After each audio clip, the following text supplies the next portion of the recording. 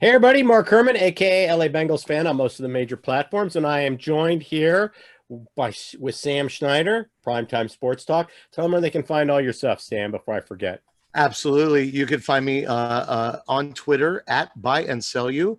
I write for Primetime Sports Talk, which is at Talk Primetime, or you can find us at primetimesportstalk.com. So, all right, well, I'm sitting here and I'm having a beer, and when I'm drinking on one of these videos, that tells you that not only did we lose, we looked terrible in losing, and it was a very difficult game to watch because, as we all know as Bengals fans, it can be very hard to be a Bengals fan. So, with that said, we're going to go over the The, good and the the team bad. the team drives you to drink, right? It drives me to I'm drink. actually I've actually got a seltzer in here. But if you think that I wasn't drowning my sorrows during the second half of that game, you're sorely mistaken. Oh my God, what a dumpster fire. Well, it was so difficult to watch. This is a very hoppy beer, and I'm not a big fan of the aftertaste, but even the hoppy aftertaste can't take the bad taste of having to watch that game out of my mouth. It still tastes bad. I just can't I can't do it. So let's jump right into the bad. I only have a little bit of good. I've got three things listed as good, and one of them is a player, and then one of them has nothing to do with the game. So that'll just tell you that I don't have a lot of good to say. So hopefully you buckled up your big boy pants and you're ready to hear all the bad things that I'm going to talk about here. So, first of all, this team could not have been less prepared for this game.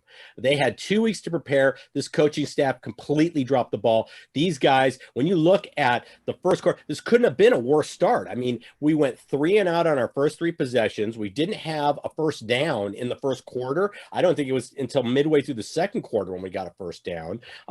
We Yep. we finished the game with more turnovers than third down conversions. And you know why that's an easy number to beat? Because we had 0 third down conversions. I mean, there's just so much to cover, but I'll just start you out with that. Yeah, this could easily be. I think all Bengals fans can identify this could easily be a 3-hour video, and we're not going to do a 3-hour video, everybody. No, So it's we won't. okay. I don't want to talk Um, about this for 3 hours. yeah, we don't. I mean, this is instant reaction, so we don't want to go for 3 hours. No. Um, but yeah, there was just so much bad, and you know, you said buckle up. I'm buckling up for you to go on to the coaching Oh, because oh, the I know coaching. you already Well, you I'm going to already start are with not a Redmond. fan, and I I'm going to go on to Redmond, and then I'm going to go over to the coaches. So let's talk about Alex all right. Redmond. Yeah, start on the offense. Let's start on the Well, offensive well, line. let's talk. So Alex Redmond has the human penalty flag. He has a 5-yard penalty on our first drive, so we go 3-and-out.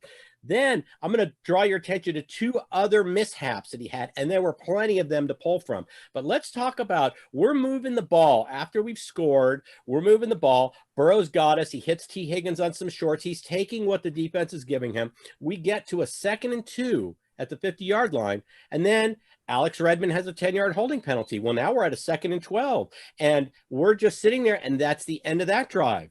Or let's take the drive right before the end of the half, where Burrow's got us on the Pittsburgh side of the field, and then Alex Redmond completely misses his block. He doesn't even chip on TJ Watt, who comes in, sacks Burrow, and now we don't even get to kick a field goal before half. We could have carried some momentum into the locker room. I always say good teams score right before the half and score coming out of the half, and we were positioned to do that, and we did neither. Yeah, I'm a little confused actually because we've added this depth at the offensive line. I understand that Jonah Williams was active, but probably hurting with the neck, the stinger. So I understand that he's not playing. But we had Adenijai did a great job at left tackle, and we'll talk about that later. But they put Spain at right tackle, and he's not a right tackle. Um, as bad as Fred Johnson has been in some of those situations, he probably should have been in that right guard or right tackle position because gratefully, the blind side actually did a fairly decent job for Joe Burrow, or I'm sorry, the left side, his blind Right. side. Right. fairly decent job for Joe Burrow, but the right side just collapsed every time. And Spain is a great blocker, but he's not a tackle. Like, No.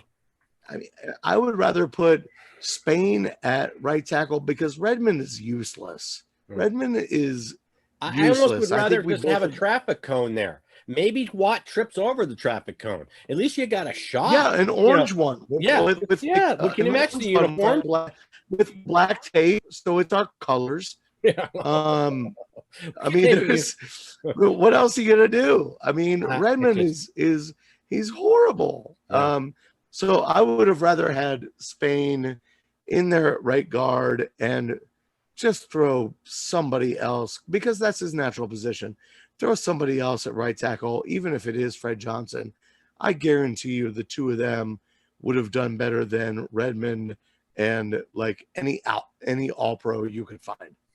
Well, so there we had that, and then the coaches. I don't understand how we misused Gio. We didn't try to establish the run. I mean, you watched the Dallas tape last week, and Dallas was effective running the ball, getting the ball outside wide, and we didn't do any of that. When we did try to run the ball with Gio, we tried to run right between the tackles, and usually behind the right side of the line, which we just discussed how poor that was. So I just don't understand the whole game plan here.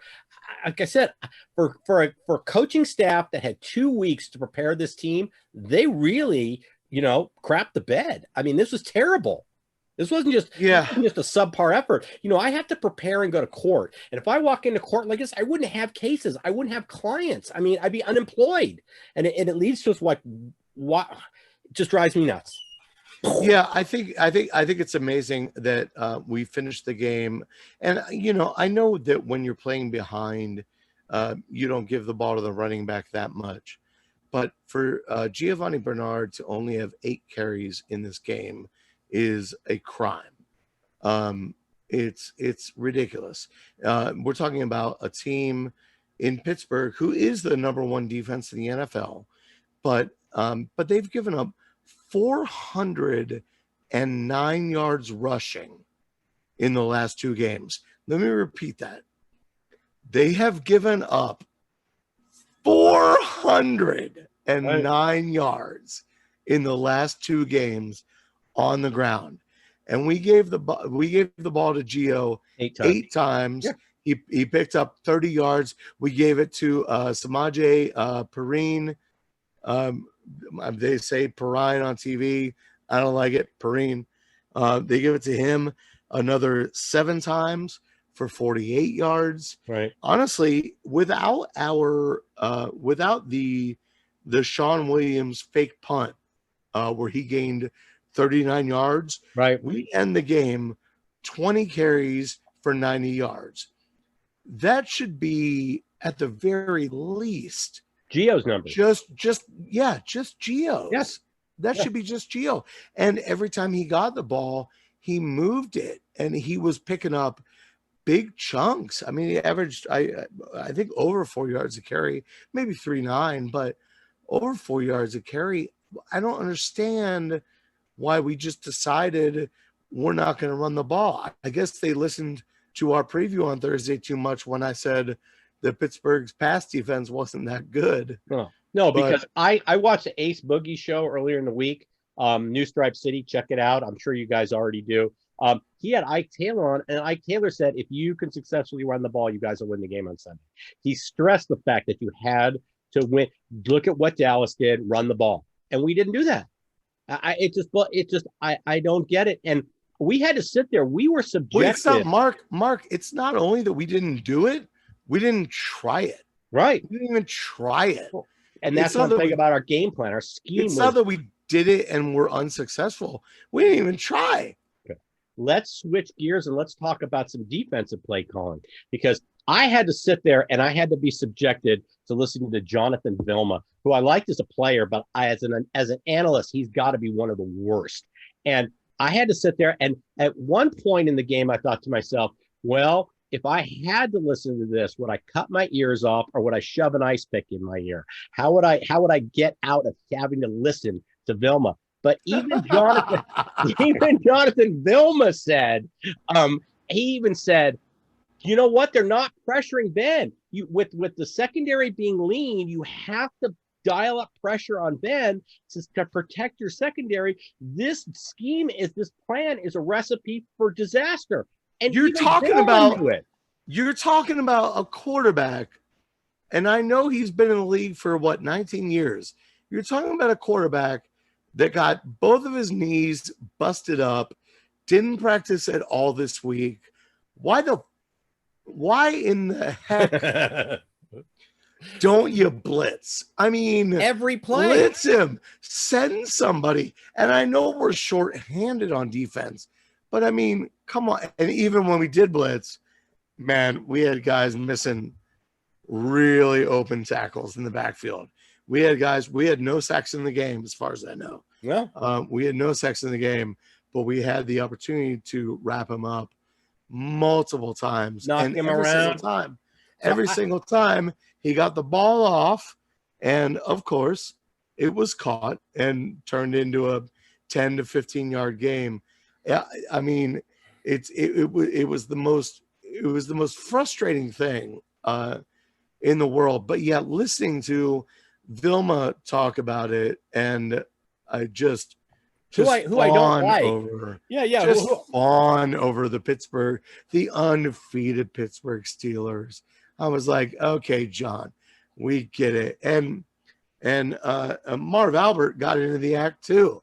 After a while, he was like, oh yeah, well, let's just tote all of the good things about the Pittsburgh Steelers and what they're doing. They had a blowout game. They're trying to keep people tuned in, but I was I just sat there the whole time going, how can we just let him sit back there and throw?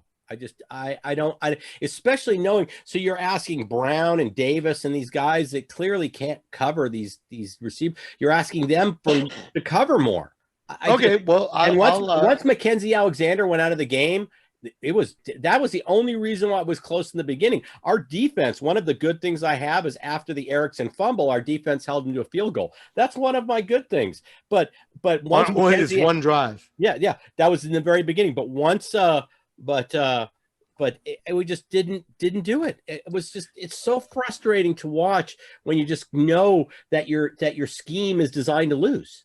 Yeah, I'll take one of the things you mentioned, and I'll go ahead and run with it. Tony Brown is not an NFL defensive back. I'm sorry for anybody that thinks he is, but he was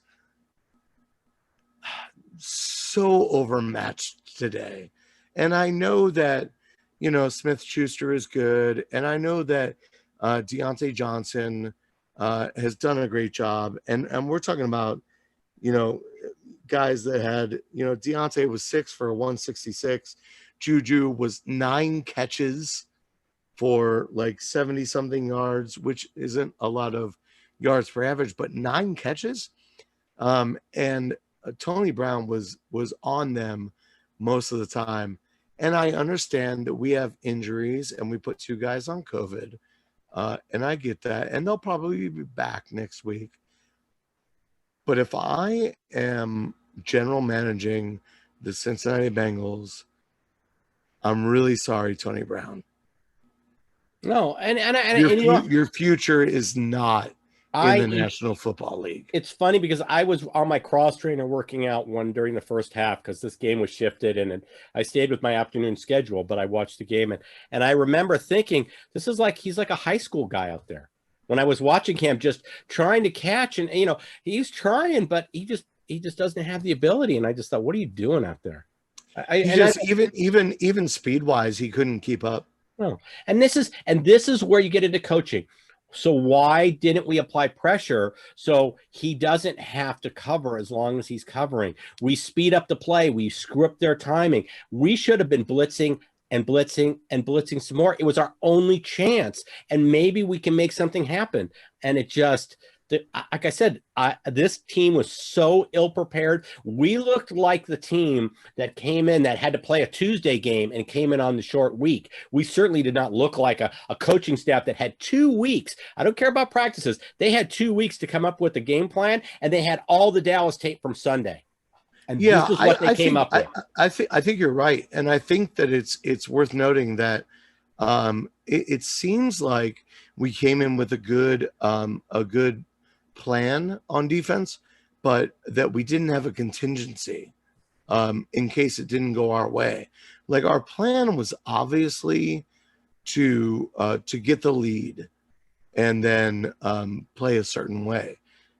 Well, first of all, that's ridiculous. Right.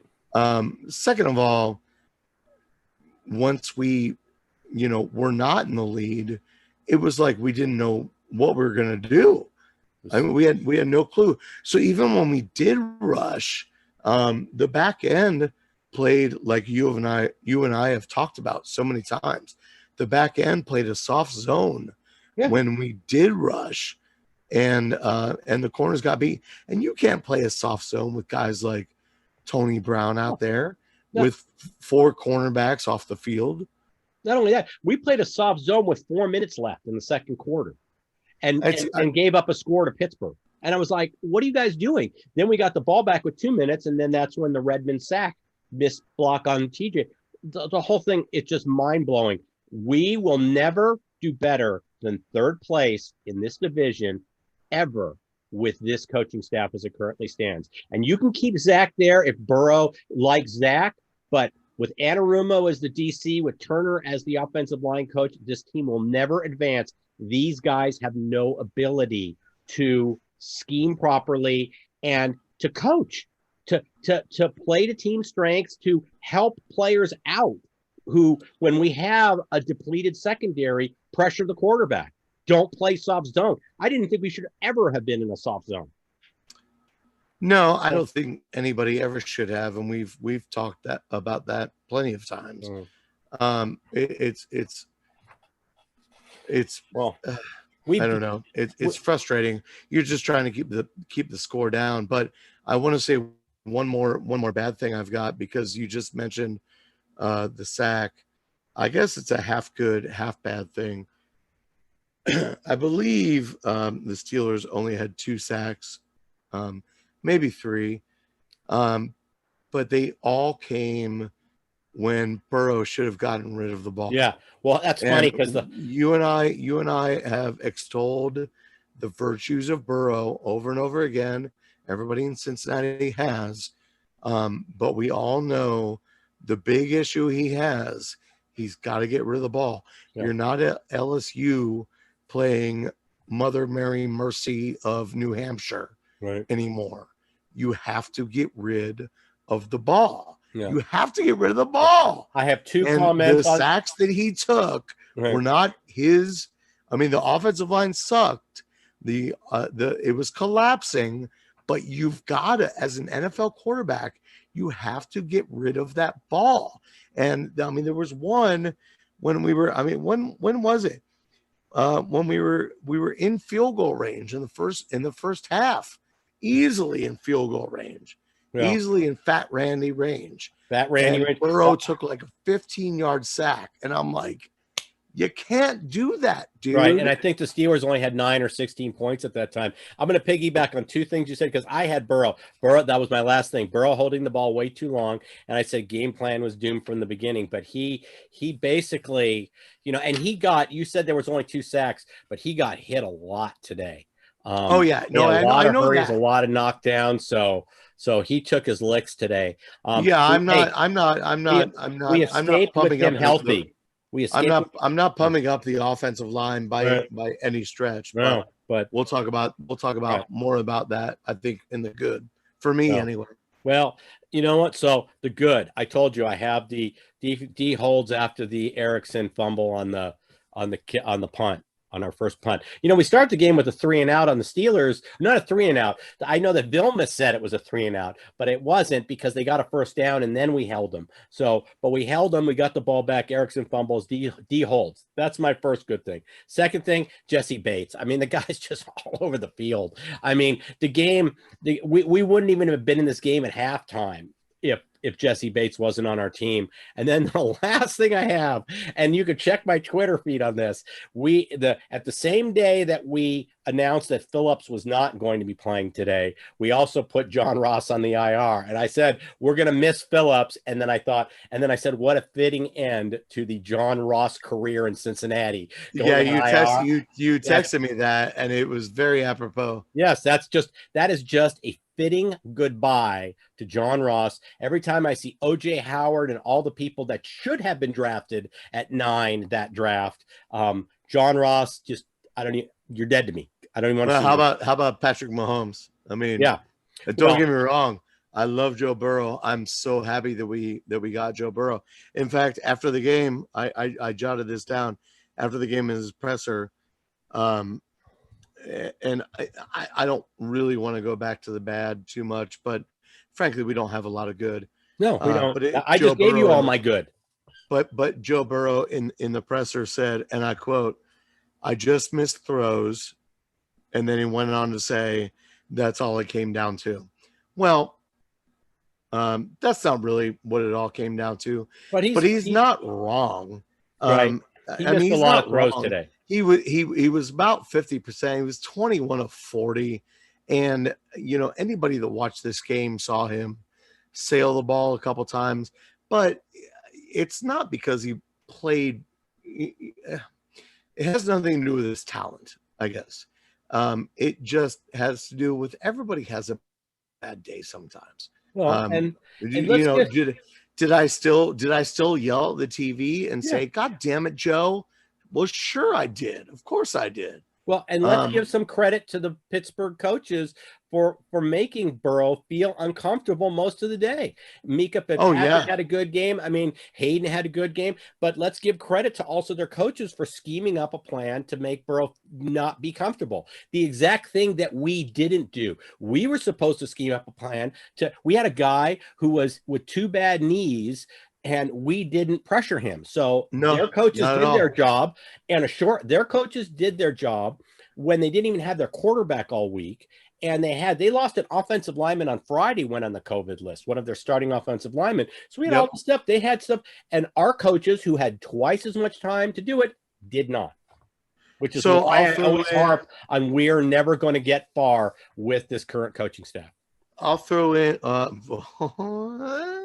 and that's a discussion for the end of the year. It's the broken record take of the day. You always can't help it. When I watch that, I sit there. You always got to assume. You always got to assume Mark is going to bring up how bad the coaching is. They make it. Listen, I'm the one who said to them, I'm going to believe that you guys with this extra time came up with a plan to do what you did in Tennessee. I'm wearing a David Pollock jersey, okay? The reason why I'm wearing a David Pollock jersey, his career was very short, and it was short. And I love David Pollock, and it was short. Oh, you know what? I'm wearing a Keith Rivers jersey. Okay, so his career was very short too. Right. And it was against the Steelers. Well, this is how short-lived my hope for the coaches doing a good job was. It lasted 2 weeks. Right. Now, a little bit slightly shorter than Pollock's career, but that's why I picked the David Pollock jersey. Okay. So. Well, I'll drop one, or if I can find it on this paper, 2 things that were good. Yeah, throw a couple good things in. Samaje Perine rushed the ball really, really well. Yeah, but it was junk time. Well, it was sort of junk time. He played throughout the game. Yeah, but you get 29. The big runs he got. He got a 10-yard run for a first down. He got a 13-yard run for. I mean, that came at junk time when the Steelers were just like, who cares? Just keep the clock. Well, and the 29 was a fake punt by that Sean Williams actually ran. Yeah. But Samaje Perine did well, and he blocked well. And honestly, we talked about the offensive line. We talked about how bad Redmond is, but I was actually, with the exception of Redmond, I was actually fairly pleased with the offensive line today. Well, on the left side, I thought Hakeem Adeniji did a great job. I thought Michael Jordan did a great job. I actually went back and forth with somebody in the comments on one of these videos about Trey Hopkins at center. Right. My argument was to put Finney at center because he's a veteran, and his argument was we believe in Hopkins, he should stay there. And for at least one game, I stand corrected. I don't have your handle written down right now, but All you nailed it because he looked great today. Yeah. So, aside from Redmond, I thought the offensive line did really good. There were a couple of times, particularly in the first half, before it started winding down late in the game. In the first half, I thought the offensive line looked pretty outstanding, except for, like you said, Redmond. So I think Quentin Spain is a great add. I think Finney is great for depth. And isn't that really what our biggest, our most gigantic issue is right now? Yeah. So I like that. I like the fact that, Pittsburgh gave up on the run. I talked about the Bengals only having, if you take out the Sean Williams run, the fake on the punt, yes. we rushed the ball 20 times for 90 yards. We both agree that's not enough. Well, that should have been Gio's numbers alone. That was 20 for 90 should have been Gio's numbers alone. Exactly.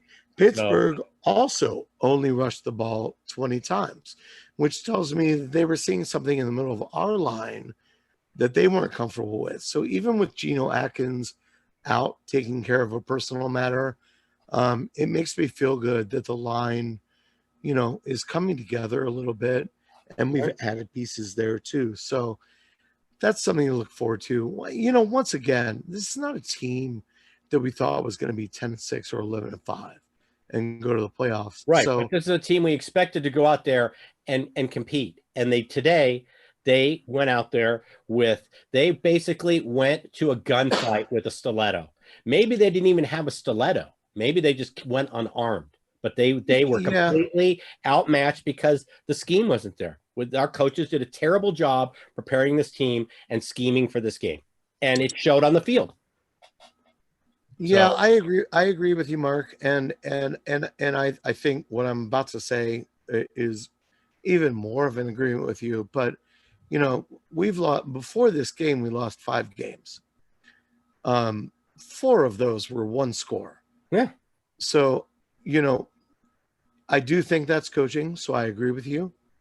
But I also see that this is a team on the precipice of being close, like very close. And if we hadn't had injuries to Waynes and Alexander and Geno and the issues with Dunlap and had a full defense. I know I'm doing woulda, coulda, shoulda. I know. Well, and I've sat there and I've pointed to games where Kyle Shanahan has come in with less personnel and won games because he came in with a winning scheme and game plan. And that's coaching. That's what takes you over the top. That's when you win the close games. And we don't have a staff that can do that. And like I said, if Joe loves Zach, then keep Zach. But the pieces around him, we need to upgrade. Of this team, we're going to waste Burrow's contract, but we'll talk about that on a later show at the end of the season when that's where Shanahan has more depth. I'm just going to say that. Well, and he also has John Lynch, and they've been great at drafting. Once again, let's get it, but that's a long discussion for another show. So, and I stand by what I said. We haven't been bad at drafting. We drafted John Ross. So, I mean, we've that was before Zach Taylor got there. I understand that, but it's still Duke Tobin. So, but we'll address all that. Duke Tobin does not have the final say. Right. So we'll address all that. I'm just saying I stand by my statement that this team will never finish better than third in this division. With the current staff that it has. You just hate Zach Taylor. Zach Taylor. I just told you we can keep Zach Taylor. Just say you hate Zach Taylor. I don't like. Just say. Just to start. Well, Anarumo did good today, but with 4 defensive backs out, But he didn't. But he Fucking didn't apply Tony pressure. Brown sucked balls. He didn't apply pressure. What do you want to say? We They were talked. like, that guy's awful. Shouldn't be on a football field. Throw at him. And my favorite guy, as you know, William Jackson III, Oh, he had a terrible sucked game. balls too. He sucked balls game. too. He had a Fuck terrible William game. Jackson. I was going to say something about that, but I didn't want to get you all riled up on your Well, yeah, Jack too try. late now. But he had a terrible game. He got was burned a couple terrible. of times. He is terrible. Listen to terrible- me, Bengals Nation. William Jackson III is horrible. Okay, we got it. So, all right. Do you have any other good? Because we jumped back over to the bad pretty fast. Well, we're frustrated. Everybody. I know. Well, listen, this is the everybody's frustrated. Of all the games that I want to at least show up at, and I don't believe in moral victories. But in all the in ones I want to at least be competitive, I don't want to have this happen against the Steelers. And there it is. We did exactly what my nightmare is. I didn't want to do. So I got two more. I got two more go goods. us with something good, and then I'll say something, and then we'll wrap up. So, I got two more goods that I could say really quickly. They don't even require they don't even require a conversation. Go for it. They don't even require a conversation. Higgins needs to hold on to the ball, but he bounced back 7 for 115 yards, right. Caught a touchdown, caught a great touchdown. Right. Boom. When I saw him catch that touchdown, I was like, 85 is back. He's going to look really, really good. Chad Johnson even tweeted, he said to me, I got big shoes to fill. And I thought, you already filled them. Well, Chad said his shoes are bigger. Higgins is awesome.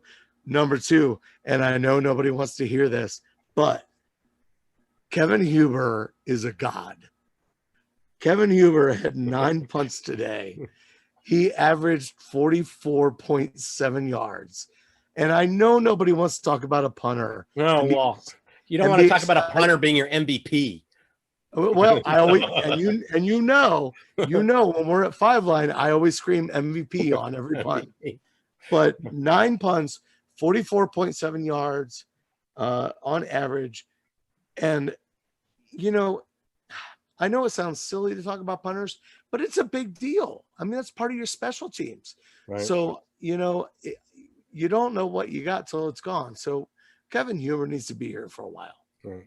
The special teams, one of the things I noticed after Erickson fumbled, he did not fair catch several kicks that he could have fair caught that cost us 15, 20 yards on each one. I just watched it. He could have caught it he could have caught it outside the 20, and I watched it roll inside the 10. I'm like, great, start inside the 10 again. Yeah, like all he had to do was fair catch, but he was scared.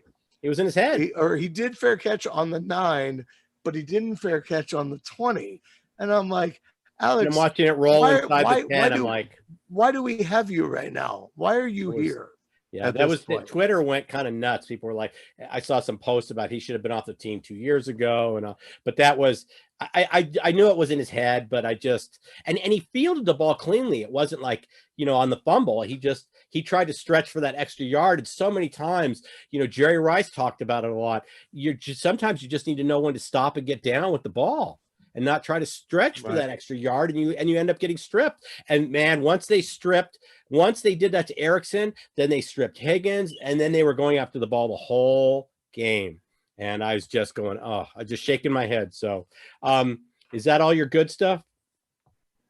I mean, okay. Yeah, I listen. You had more good than me. I could probably find something, but I doubt it. My biggest gem was Ross being on the IR. So that's that tells you it wasn't even part of the game. That was earlier in the week. So I like that.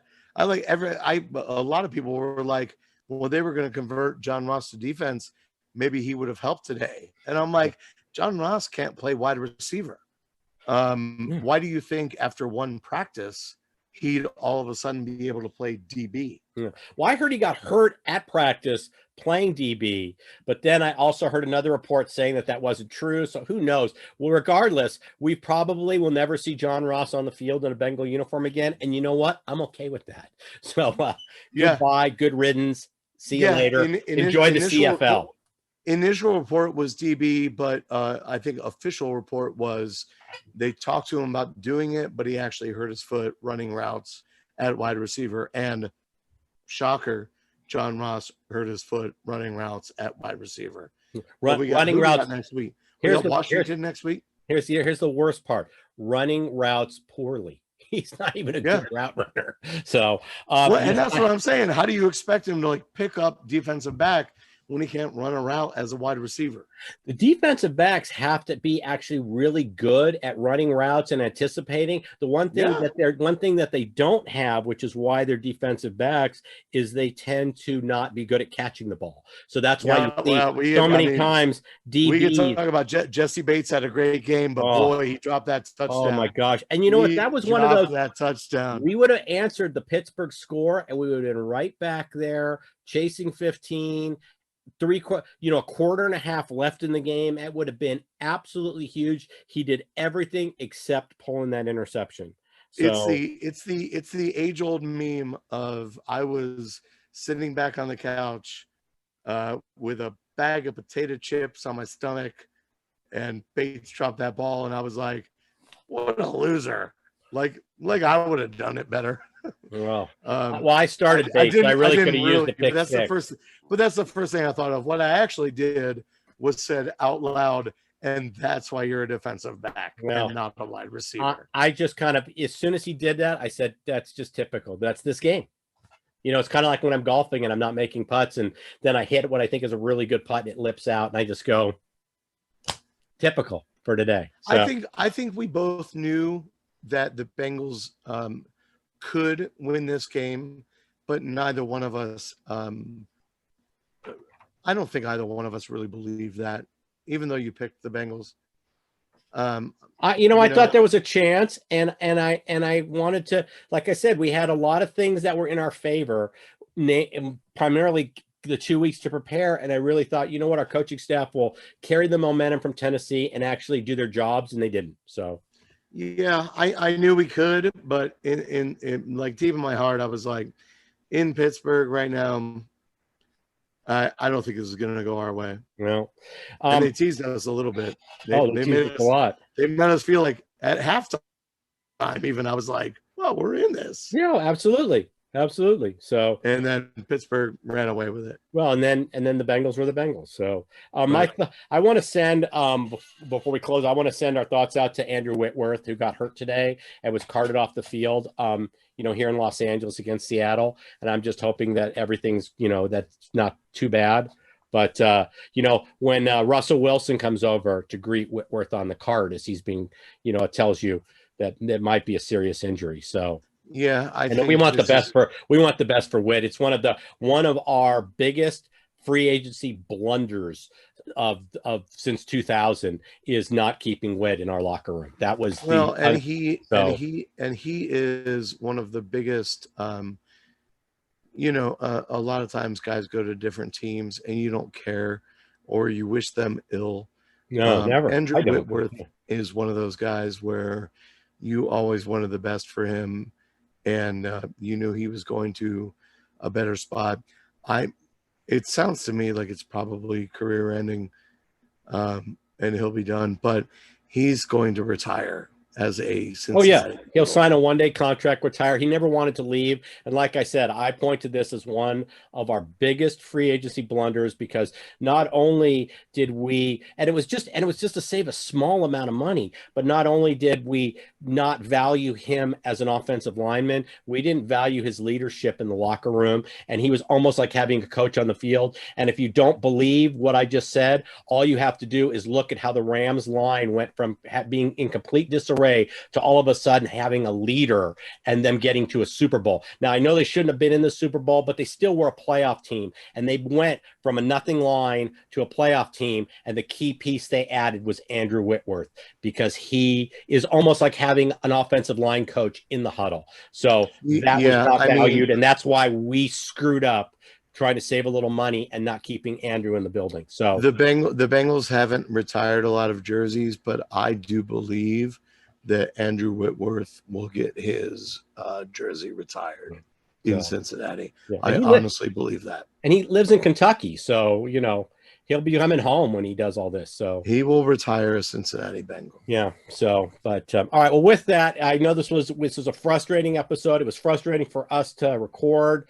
Hopefully, it's guys still enjoy it, and you threw back a beer. Mine's almost done, but we'll be back with a preview. Yes, we play Washington next week. We do. This starts a string of games where we've got 4 in a row where we're going to play Pittsburgh again in 5 weeks, but the 4 coming up are Washington, the Giants, Miami, and Dallas.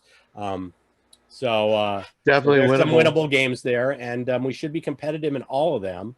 And so we'll see what happens. It'll be nice to see. We had the Herbert to a game today, and we'll have the Burrow to a game, in a few weeks. So that'll be a fun one. Yeah, we'll be up. That's one, it wasn't in prime time. I said it in a previous video. But I think that's one that NBC talked about. Like if they don't have a game they like that Sunday, they're going to look at the Burrow Tua matchup about flexing that into prime time because you're looking at 2 young coaches, 2 young quarterbacks. And so I know that that's in the discussions, but if there's obviously a game with playoff implications, they're going to take that one first. So for sure, but that's on their short list. I heard that early in the season from some people that's on the short list of NBC of games they might flex up if need be. So we'll be back on Thursday night. We'll record the show, usually around halftime of the Thursday night game, and we will get up a preview of the Washington game. And everybody, throw another one back. And don't forget to like and subscribe to the channel. Yeah, please like and subscribe. It's all we ask.